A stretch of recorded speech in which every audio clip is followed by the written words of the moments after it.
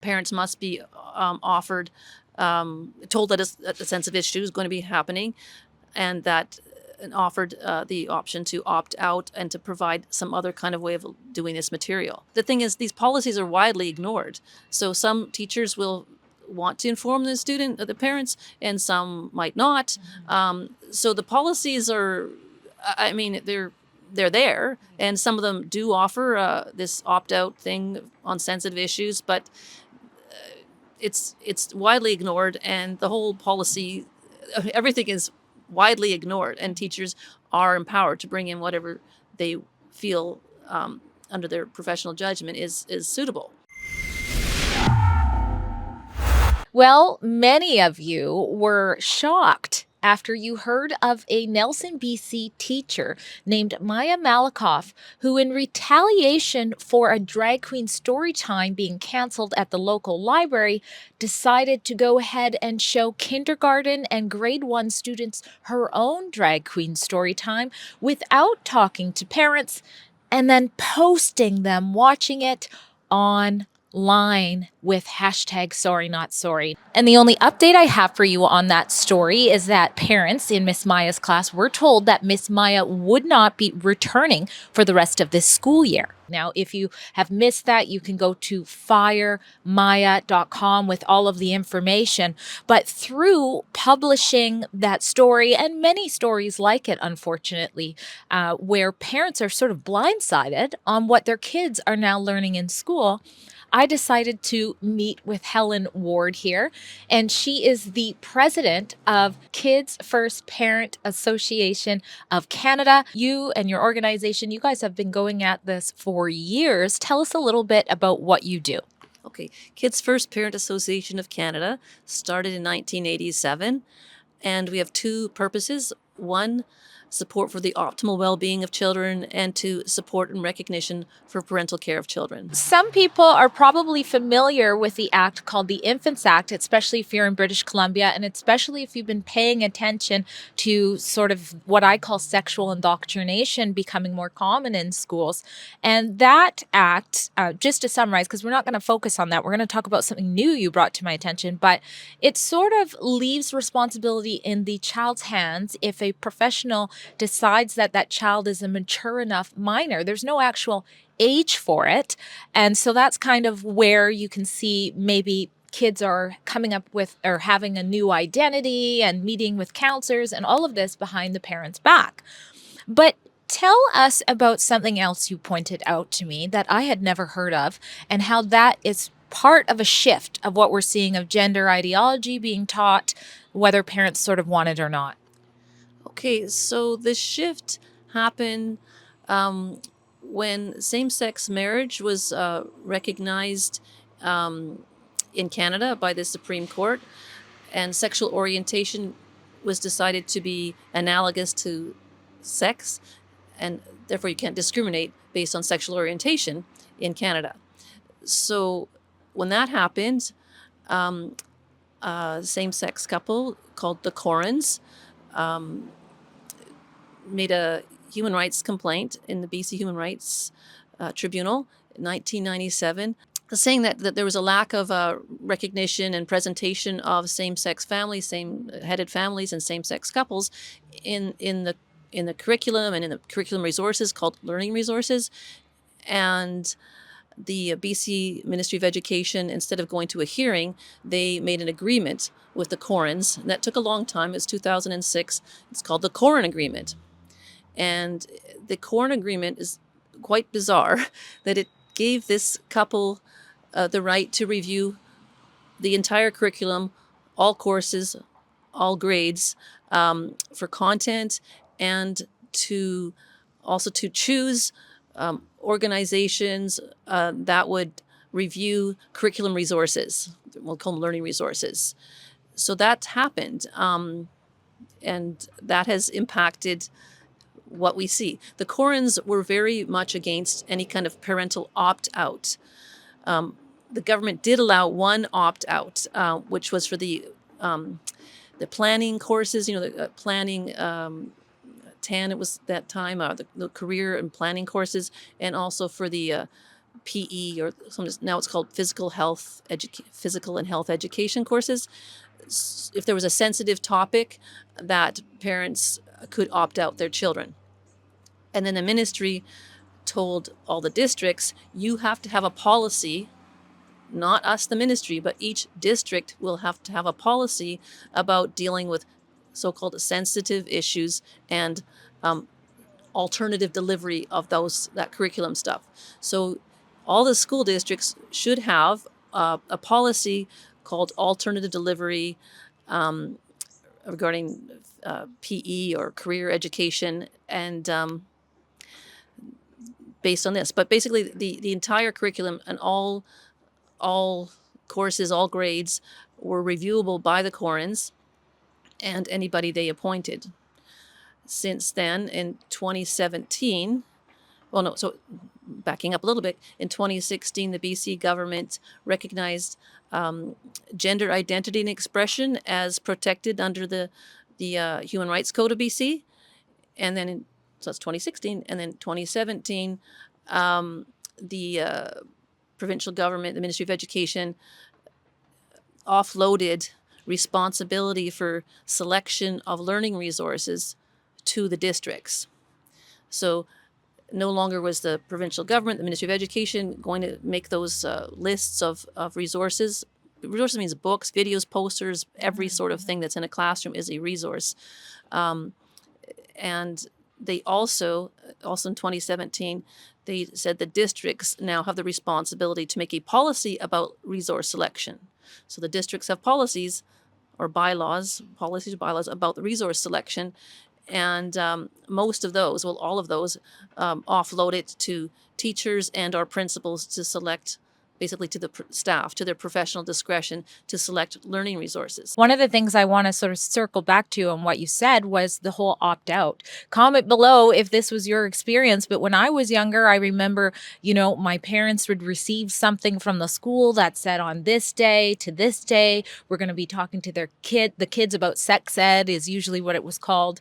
And the parents would have a choice to either bring their kids there or not. So you're saying that through this, there was a push from these two activists, basically, to go ahead and not have an opt-out thing for parents. So is that across the board in schools now that they are not opting out, or is it a mixture? What's happening? It's a mix, because remember, the ministry said it's up to the individual boards to have a policy regarding, one, selection of resources, who does it, and two, this alternative, it's called alternative delivery on sensitive issues. Those kinds of words would be in the policy. So boards may, like I know the Burnaby district, it says, I don't think it's followed, it says that before a sensitive issue, and they have no definition of that, is presented, that parents must be offered, told that a sensitive issue is going to be happening, and offered the option to opt out and to provide some other kind of way of doing this material. The thing is, these policies are widely ignored. So some teachers will want to inform the parents, and some might not. So the policies are, they're there, and some of them do offer this opt-out thing on sensitive issues, but it's widely ignored, and the whole policy, everything is widely ignored, and teachers are empowered to bring in whatever they feel under their professional judgment is suitable. Well, if you've been following this issue in British Columbia, many of you have seen our reports on the SOGI 123 sort of body that, approves a lot of the resources. Some of the ones you're seeing here, if you want to call it resources, some people call it pornography. I've done a report on whether it is or not. But these are some of the books that parents are taking great concern over in different grades of school that's happening. Yeah, so in 2016, when provincial government put gender identity and expression into the Human Rights Code, and in 2017, SOGI 123 became an organization approved by the Ministry of Education to select learning resources. And SOGI 123 is a branch of something called the ARC Foundation. So the government basically offloaded to non-government bodies the responsibility to select resources, which never happened before. Yeah, it seems unprecedented, and we're paying tax dollars to the government. So why is that even happening, right? There's a lack of accountability there for the selection of resources, because then it's a private body. They're a foundation. They can't. It's not like going to be reviewed in the legislature because it's not a government body. Those parents who reached out to me with concerns about that and many more for other reasons that are similar, they all want to know, what can we do? How can we get to a place where we can opt in or opt out of this? And what's your response to that? Okay, they need to make complaints. And the challenge is to make your complaint in writing. It's best to do it in writing. Talking to people just gets you into problems. Sometimes there's forms in the policy in your district. They might have a form. And when you do your complaint, and this is where we might be able to provide some assistance, you need to sort of cite everything at the beginning. It's very unlikely that the teacher, the principal, or the superintendent are actually going to be siding with you. It's possible, but it's unlikely. And because the law, as it is, allows the teacher to make these decisions, or the principal or the librarian. So, like in Canada, we have the Charter of Rights and Freedoms. The Supreme Court of Canada is quite solid on parental rights, and it has determined that the right to life, liberty, and security of person includes parents' liberty to raise and care for their children and make decisions for them without undue interference by the state. There's also numerous international agreements that are strongly supportive of parents' authority and education over their children. The Convention on the Rights of the Child, the Convention Against Discrimination in Education. So you're on very solid legal ground. Your instincts are actually backed up by the law. But presenting this, are basically the law is being ignored. So making a complaint that cites these legal standards and also cites your school board's policy, and BC Human Rights Code forbids discrimination based on religion, based on family status. And as a parent of a minor child, that's your family status. And your child is the child of a parent, and that's their family status. Also, I'm wondering, like, a gender expression and gender identity. Maybe part of your gender identity and expression is your mother bear or whatever, papa bear instinct to protect your child, or to defend your child, or prioritize your child's well-being. So making the complaint in writing and citing all these concerns. And for example, if a parent was very upset, or their child was very upset by something they saw, and they're distressed, and maybe they lost sleep, maybe they couldn't eat, who knows, whatever kind of stress they experience, that's a security of person violation, whether it happened to the child or the parent or both. If the child's relationship with the parent was violated or harmed by this, that's also a security of person violation under the Charter, because parental attachment and child's attachment to their parent is very fundamental. I mean, look at Canada's history. We have a long and tragic, horrific history of the state violating the parent-child relationship. So making your complaint in writing carefully, and going first to the teacher, probably you're required to do, then to the principal probably, and then the superintendent, and then stop there. And take whatever the superintendent sends you. They should provide a letter of some sort. That is called an administrative review. Legally, it's an administrative review of your complaint.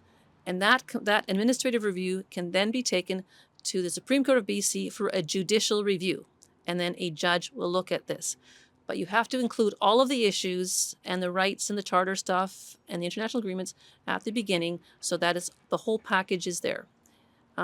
We're preparing a kind of checklist kind of form that parents could use, like, that ticks off all these things. Also, the BCTF and the government's Teachers Code of Ethics forbid teachers to use their privileged position, it's called a privileged position, to their own advantage for their ideologically or religious or financially.